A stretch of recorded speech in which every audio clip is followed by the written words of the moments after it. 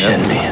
On his first day at the camp, the recruit was shocked by the scene before him. He discovered that the camp was surrounded by mountains on 3 sides, making it easy to attack but difficult to defend. There was a 99.99% chance of being ambushed by Taliban militants. However, his teammates burst out laughing. In their eyes, the enemy didn't dare to confront the base head-on.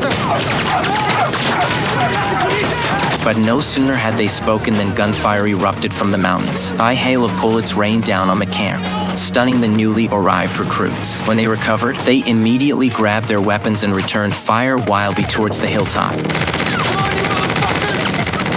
Bullets flew in swaths, but not a single clear figure could be seen on the other side. The recruits, seeing this, quickly reported the situation to command. However, the captain remained remarkably calm, as this kind of harassment was nothing new. He glanced at the logbook. Good heavens, 7 times a week, without fail, they treated raiding the base like clockwork. This infuriated the captain. This time, he decided to teach the Taliban a lesson. Upon receiving the order, the mortar crew immediately loaded a 120 white phosphorus shell into the barrel.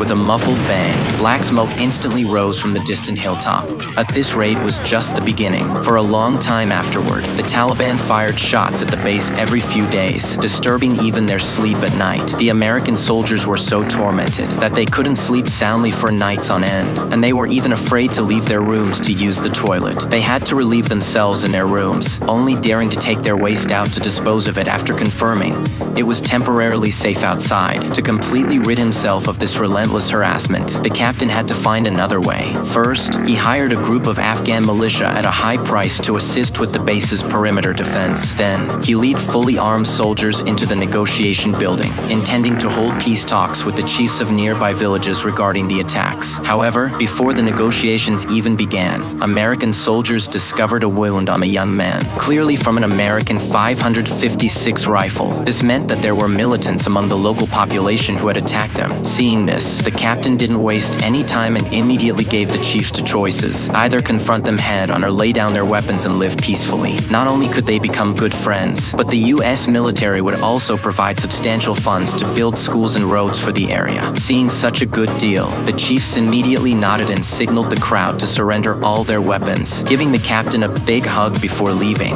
Highly praised one.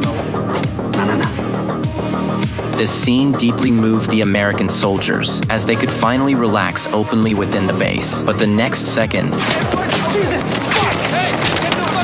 reality shattered that illusion. The Taliban showed up on time, opened fire, and used the place as a shooting range. From the beginning, they hadn't taken the promises made by the U.S. military seriously. Now, the captain was completely helpless. Fortunately, good news finally came from above. An armored vehicle urgently needed to be moved from the base. This gave the captain, who had been living in constant fear, a reason to leave. So he decided to lead by example and personally drive the armored vehicle to its destination. However, while traversing a very narrow mountain road, an accident occurred. A drone suddenly detected an unidentified heat source 200 meters ahead of them. To be on the safe side, the captain immediately ordered the 2 soldiers in the co-pilot's seat to get out and check. They found only a flattened pheasant. Although it was a false alarm, the armored vehicle behind them was in serious trouble.